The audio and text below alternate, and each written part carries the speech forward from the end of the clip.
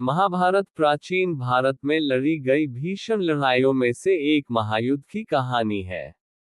यह न सिर्फ धर्म की जीत का प्रतीक है, बल्कि यह सच्चे कर्म की प्रेरणा देता है।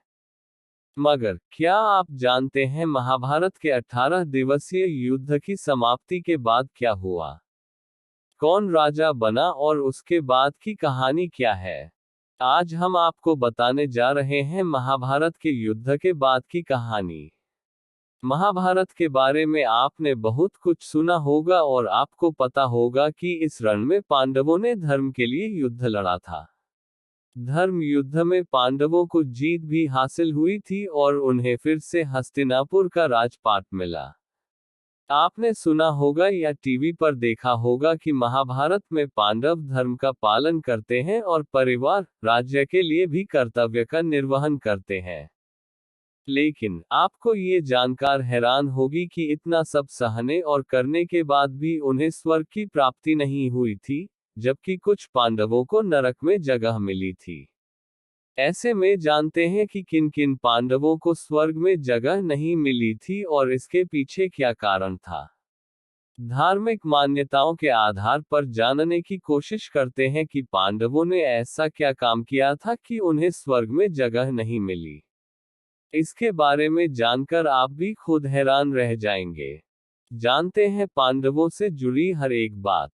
किन्हें मिला था नरक? धार्मिक कहानियों के अनुसार 5 पांडव पुत्रों में युधिष्ठिर के अलावा सभी भाइयों को स्वर्ग की जगह नरक नसीब हुआ था। सिर्फ युधिष्ठिर के लिए स्वर्ग के दरवाजे खुले हुए थे। ये बात भी बहुत कम लोग जानते हैं कि मेहनत से आदर्श स्थापना करके अर्जित पुण्यों के सहारे भी उन्हें स्वर्ग नहीं मिला था। 36 सालों तक हस्तिनापुर पर राज करने के बाद पांचों पांडव भाइयों और उनकी पत्नी द्रौपदी ने दुनिया का त्याग करने का फैसला किया। उन्हें विश्वास था कि अपनी मेहनत से जिस तरह उन्होंने आदर्श साम्राज्य की स्थापना की, उससे अर्जित पुण्यों के सहारे वे नश्वर शरीर के साथ स्वर्ग जा सकते हैं। देवों के पास जाने के लिए उन्होंने मेरु पर चढ़ने का फैसला किया। दुर्भाग्यपूर्ण तरीके से रास्ते में वे एक एक गिरते गए और उनकी मौत हो गई।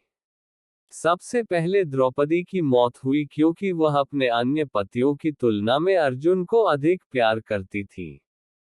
इसके बाद सहदेव, क्योंकि उन्हें अपनी बुद्धि पर काफी घमंड था। फिर नकुल का नंबर आया, क्योंकि अपने सुंदर चेहरे पर उन्हें काफी अभिमान था। इसके बाद अर्जुन गिरे, जिन्हें हमेशा लगता था कि वो सर्वश्रेष्ठ धनुर्धर हैं और वो बाकी धनुर्धारियों से जलते थे।